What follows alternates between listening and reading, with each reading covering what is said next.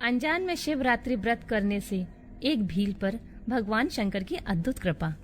ऋषियों ने पूछा, सूत जी, पूर्व काल में किसने इस उत्तम शिवरात्रि व्रत का पालन किया था और अनजान में भी इस व्रत का पालन करके किसने कौन सा फल प्राप्त किया था?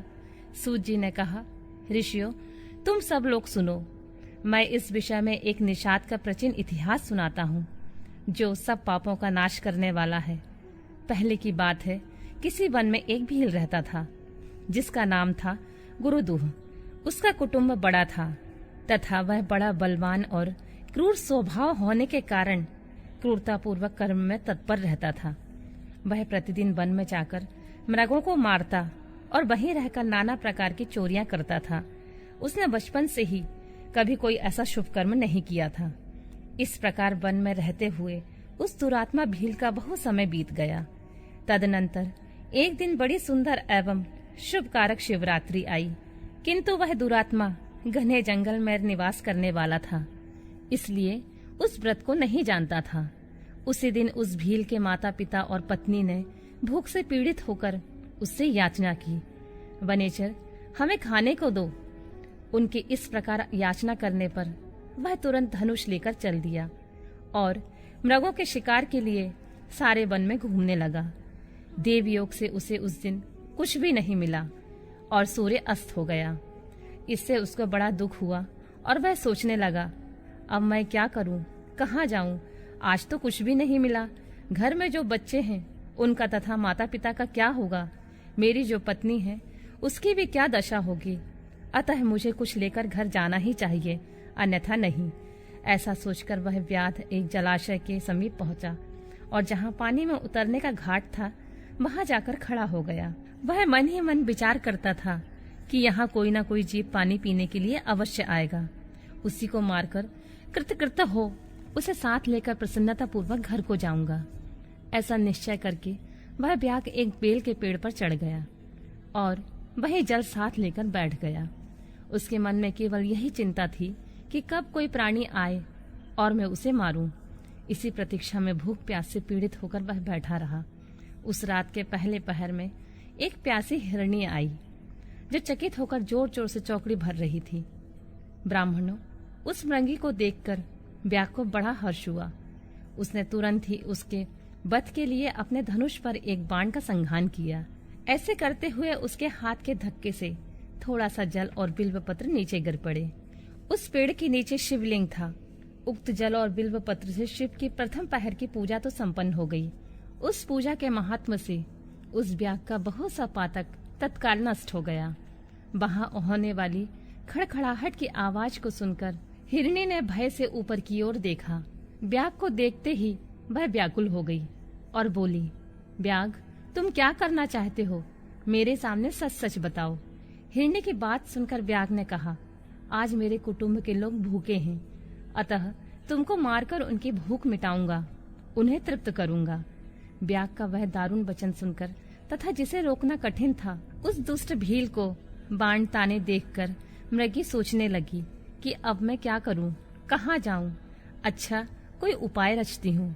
ऐसा विचार कर उसने वहां इस प्रकार कहा। मृगी बोली, भील, मेरे मांस से तुमको सुख होगा। यह अनर्थकारी शरीर के लिए इससे अधिक महान पुण्य का कार्य और क्या हो सकता है? उपकार करने वाले प्राणी को इस लोक में जो पुण्य प्राप्त होता है उसका 100 वर्षों में भी वर्णन नहीं किया जा सकता। परंतु इस समय मेरे सब बच्चे मेरे आश्रम में ही हैं। मैं उन्हें अपनी बहन को अथवा स्वामी को सौंपकर लौट आऊंगी। बनेचर, तुम मेरी इस बात को मिथ्या न समझो। मैं फिर तुम्हारे पास लौट आऊंगी, इसमें कोई संशय नहीं है। सत्य से ही धरती टिकी हुई है, सत्य से ही समुद्र अपनी मर्यादा में स्थित है और सत्य से ही निर्झरों में जल की धाराएं गिरती रहती हैं। सत्य में ही सब कुछ स्थित है। सूत जी कहते हैं, मृगी के ऐसा कहने पर जब व्याघ्र ने उसकी बात नहीं मानी, तब उसने अत्यंत विस्मित एवं भयभीत हो पुनः इस प्रकार कहना आरंभ किया। व्याध, सुनो, मैं तुम्हारे सामने ऐसी शपथ खाती हूँ जिससे घर जाने में अवश्य तुम्हारे पास लौट आऊंगी। ब्राह्मण यदि वेदी बेचे और तीनों काल संध्या न करे तो उसे जो पाप लगता है, पति की आज्ञा का उल्लंघन करके स्वेच्छा अनुसार कार्य करने वाली स्त्रियों को जिस पाप की प्राप्ति होती है, किए हुए उपकार को ना मानने वाले, भगवान शंकर से विमुख रहने वाले, दूसरों से द्रोह करने वाले, धर्म को लांघने वाले तथा विश्वासघात और छल करने वाले लोगों को जो पाप लगता है, उसी पाप से मैं भी लिप्त हो जाऊं यदि लौटकर यहाँ ना आऊं। इस तरह अनेक शपथ खाकर जब मृगी चुपचाप खड़ी हो गई, तब उस व्याध ने उस पर विश्वास करके कहा, अच्छा, अब तुम अपने घर को जाओ। तब वह मृगी बड़े हर्ष के साथ पानी पीकर अपने आश्रम मंडल में गई। इतने में ही रात का पहला पहर व्याध के जागते ही जागते बीत गया। तब उस हिरणी की बहन, दूसरी मृगी जिसका पहले ने स्मरण किया था, उसी की राह देखती हुई जल पीने के लिए वहां आ गई। उसे देखकर भील ने स्वयं वाण को तरकस से खींचा। ऐसा करते समय पुनः पहले की भांति भगवान शिव के ऊपर जल और बिलपत्र गिरे। उसके द्वारा महात्मा शंभु की दूसरे पहर की पूजा संपन्न हो गई।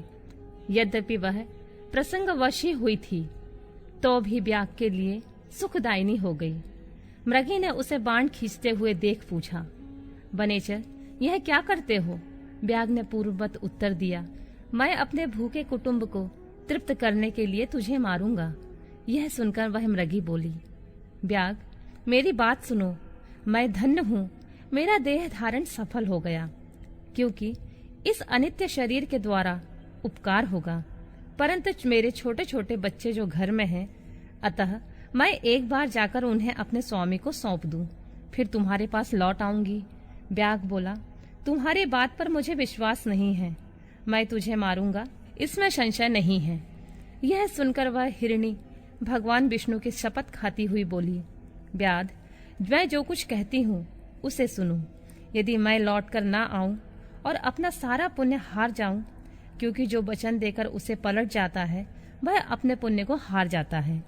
जो पुरुष अपनी विवाहित स्त्री को त्याग कर दूसरे के पास जाता है, वैदिक धर्म का उल्लंघन करके कपोल कल्पिक धर्म पर चलता है, भगवान विष्णु का भक्त होकर शिव की निंदा करता है, माता पिता की निधन तिथि को श्राद्ध आदि न करके उसे सूना बिता देता है तथा मन में संताप का अनुभव करके अपने दिए हुए वचन को पूरा करता है, ऐसे लोगों को जो पाप लगता है वही मुझे भी लगे यदि मैं लौटकर ना आऊं।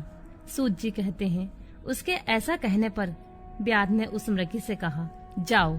मृगी जल पीकर हर्षपूर्वक अपने आश्रम को गई। इतने में ही रात का दूसरा प्रहर भी व्याध के जागते जागते बीत गया। इसी समय तीसरा प्रहर आरंभ हो जाने पर मृगी के लौटने में बहुत विलंब हुआ जान चकित हो व्याध उसकी खोज करने लगा। इतने में ही उसने जल के मार्ग में एक हिरण को देखा। वह बड़ा हष्ट-पुष्ट था। उसे देखकर वनेचर को बड़ा हर्ष हुआ और वह धनुष पर बाण रखकर उसे मार डालने के लिए उद्यत हुआ। ऐसा करते समय उसके प्रारब्धवश कुछ जल और बिल्वपत्र शिवलिंग पर गिरे। उससे उसके सौभाग्य से भगवान शिव के तीसरे प्रहर की पूजा संपन्न हो गई। इस तरह भगवान ने उस पर अपनी दया दिखाई। पत्तों के गिरने आदि का शब्द सुनकर उस मृग ने व्याध की उप देखा और पूछा, क्या करते हो? व्याध ने उत्तर दिया, मैं अपने कुटुंब को भोजन देने के लिए तुम्हारा वध करूंगा। व्याध की यह बात सुनकर हिरण के मन में बड़ा हर्ष हुआ और तुरंत ही व्याध से इस प्रकार बोला, मैं धन्य हूँ, मेरा हष्ट-पुष्ट होना सफल हो गया, क्योंकि मेरे शरीर से आप लोगों को जो तृप्ति होगी, जिसका शरीर परोपकार के काम नहीं आता, उसका यह सब कुछ व्यर्थ चला गया। जो सामर्थ्य रहते हुए भी किसी का उपकार नहीं करता, उसके वह सामर्थ्य व्यर्थ चली जाती है तथा वह परलोक में नरकगामी होता है। परंतु एक बार मुझे जाने दो, मैं अपने बालकों को उनकी माता के हाथ में सौंपकर उन सबको धीरज बंधाकर यहाँ लौट आऊंगा। ऐसा कहने पर व्याध मन ही मन बड़ा विस्मित हुआ। उसका हृदय कुछ शुद्ध हो गया था और उसके सारे पाप पुण्य नष्ट हो चुके थे। उसने इस प्रकार कहा। व्याध बोला, जो जो यहाँ आए वे सब तुम्हारी ही तरह बातें बनाकर चले गए, परंतु वे वंचक अभी तक यहाँ नहीं लौटे हैं। मृग, तुम भी इस समय संकट में हो, इसलिए झूठ बोलकर चले जाओगे, फिर आज मेरा जीवन निर्वाह कैसे होगा? मृग बोला, व्याध, मैं जो कुछ कहता हूँ उसे सुनो, मुझ में असत्य नहीं है। सारा चराचर ब्रह्मांड सत्य से ही तो टिका हुआ है। जिसकी वाणी झूठी होती है उसका पुण्य उसी क्षण नष्ट हो जाता है। तथापि भील, तुम मेरी सच्ची प्रतिज्ञा सुनो। संध्या काल में मैथुन तथा शिवरात्रि के दिन भोजन करने से जो पाप लगता है, झूठी गवाही देने से, धरोहर को हड़प लेने से तथा संध्या न करने से दुष्ट को जो पाप होता है, वही पाप मुझे भी लगे यदि मैं लौटकर ना आऊं।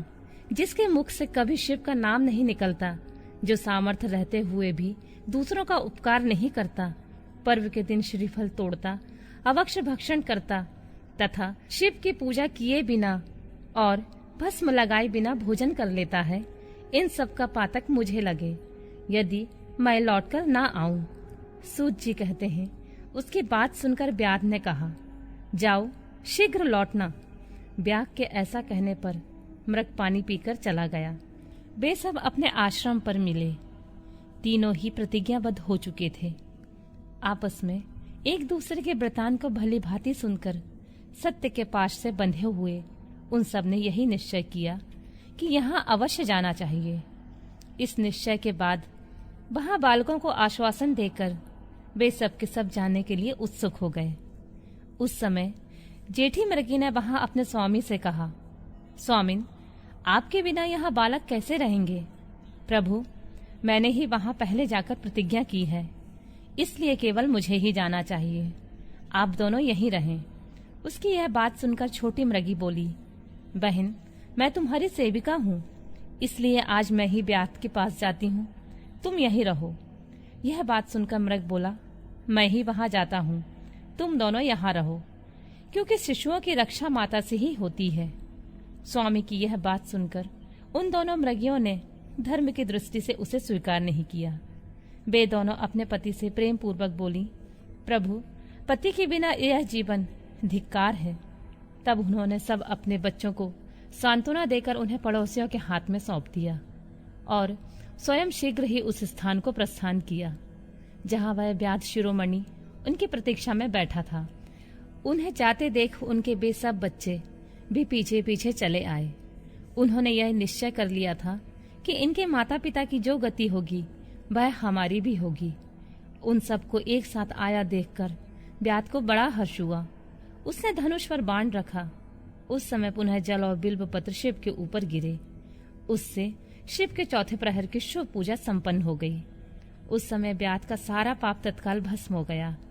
इतने में ही दोनों मृगियों और मृग बोल उठे, व्याध शिरोमणि, शीघ्र कृपा करके हमारे शरीर को सार्थक करो। उनकी यह बात सुनकर व्याध को बड़ा विस्मय हुआ।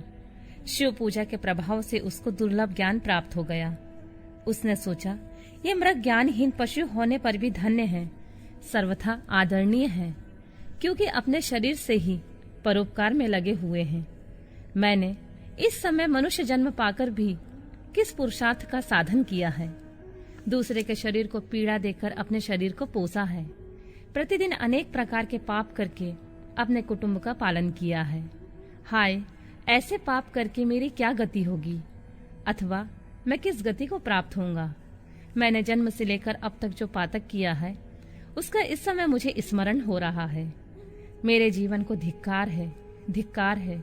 इस प्रकार ज्ञान संपन्न होकर व्याध ने जब अपने बाण को रोक लिया और कहा, श्रेष्ठ मृगो, तुम जाओ, तुम्हारा जीवन धन्य है। व्याध के ऐसा कहने पर भगवान शंकर तत्काल प्रसन्न हो गए और उन्होंने व्याध को अपने सम्मानित एवं पूजित स्वरूप का दर्शन कराया तथा कृपा पूर्वक उसके शरीर का स्पर्श करके उससे प्रेम से कहा, भील, मैं तुम्हारे व्रत से प्रसन्न हूँ, वर मांगो। व्याध भी भगवान शिव के उस रूप को देखकर तत्काल जीवन मुक्त हो गया और मैंने सब कुछ पा लिया है, यूं कहता हुआ उनके चरणों के आगे गिर पड़ा। उसके इस भाव को देखकर भगवान शिव मन ही मन प्रसन्न हुए और उसे गुह नाम देकर कृपा दृष्टि से देखते हुए उसे दिव्य वर दिए। शिव बोले, व्याध, सुनो, आज से तुम श्रगवेरपुर में उत्तम राजधानी का आश्रय ले दिव्य भोगों का उपभोग करो। तुम्हारे वंश की वृद्धि निर्विघ्न रूप से होती रहेगी। देवता भी तुम्हारी प्रशंसा करेंगे। व्याध, मेरे भक्तों पर स्नेह रखने वाले भगवान श्री राम एक दिन निश्चय ही तुम्हारे घर पधारेंगे और तुम्हारे साथ मित्रता करेंगे। तुम मेरी सेवा में मन लगाकर दुर्लभ मोक्ष पा जाओगे। इस समय वे सब मृग भगवान शंकर का दर्शन और प्रणाम करके मृग योनि से मुक्त हो गए तथा दिव्य देहधारी हो विमान पर बैठकर शिव के दर्शन मात्र से शाप मुक्त हो दिव्य धाम को चले गए। तब से अवुर्ध पर्वत पर भगवान शिव व्याधेश्वर नाम से प्रसिद्ध हुए, जो दर्शन और पूजन करने पर तत्काल भोग और मोक्ष प्रदान करने वाले हैं। महर्षियों, वह व्याघ भी उस दिन से दिव्य भोगों का उपभोग करता हुआ अपनी राजधानी में रहने लगा। उसने भगवान श्री राम की कृपा पाकर शिव का सायुज्य प्राप्त कर लिया। अनजान में ही इस व्रत का अनुष्ठान करने से उसको सायुज्य मोक्ष मिल गया। फिर जो भक्ति भाव से संपन्न होकर इस व्रत को करते हैं, वे शिव का शुभ सायुज्य प्राप्त कर लें।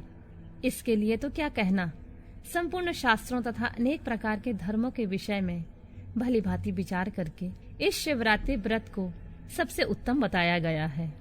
इस लोक में जो नाना प्रकार के व्रत, विविध तीर्थ, भांति भांति के विचित्र दान, अनेक प्रकार के यज्ञ, तरह तरह के तप तथा बहुत से जप हैं, वे सब शिवरात्रि व्रत के समानता नहीं कर सकते। इसलिए अपना हित चाहने वाले मनुष्यों को इस शुभतर व्रत का अवश्य पालन करना चाहिए। यह शिवरात्रि व्रत दिव्य है, इससे सदा भोग और मोक्ष की प्राप्ति होती है। महर्षियों, यह शुभ शिवरात्रि व्रत व्रतराज के नाम से विख्यात है। इसके विषय में सब बातें मैंने तुम्हें बता दी हैं। अब और क्या सुनना चाहते हो? मुक्ति और भक्ति के स्वरूप का विवेचन। ऋषियों ने पूछा, सूत जी, आपने बारंबार मुक्ति का नाम लिया है, यहाँ मुक्ति मिलने पर क्या होता है? मुक्ति में जीव की कैसी अवस्था होती है, हमें बताइए। सूत जी ने कहा, महर्षियों सुनो, मैं तुम्हारे संसार क्लेश का निवारण तथा परमानंद का दान करने वाली मुक्ति का स्वरूप बताता हूँ। मुक्ति 4 प्रकार की कही गई है, सारूप्या, सालोक्या, सानिध्या तथा चौथी सायुज्या। इस शिवरात्रि व्रत से सब प्रकार की मुक्ति सुलभ हो जाती है। जो ज्ञान रूप अविनाशी साक्षी ज्ञान गंभीर और द्वैत रहित साक्षात शिव हैं, वे ही यहाँ केवल मोक्ष के तथा धर्म, अर्थ और काम रूप त्रिवर्ग के दाता हैं। केवल्य नामक जो 5वीं मुक्ति है, वह मनुष्यों के लिए अत्यंत दुर्लभ है। मुनिवरों, मैं उसका लक्षण बताता हूँ, सुनो। जिनसे यह समस्त जगत उत्पन्न होता है, जिनके द्वारा इसका पालन होता है तथा अंतोतगत्वा यह जिनमें लीन होता है, वे ही शिव हैं। जिससे यह संपूर्ण जगत व्याप्त है, वही शिव का रूप है। मुनीश्वरों, वेदों में शिव के 2 रूप बताए गए हैं, सकल और निष्कल। शिव तत्व सत्य, ज्ञान, अनंत एवं सच्चिदानंद नाम से प्रसिद्ध है। निर्गुण, उपाधि रहित, अविनाशी, शुद्ध एवं निरंजन निर्मल है। वह न लाल है, न पीला है, न सफेद है, न नीला है, न छोटा है, न बड़ा है, न मोटा है, न महीन। जहाँ से मन सहित वाणी उसे न पाकर लौट आती है, वह परब्रह्म परमात्मा ही शिव कहलाता है।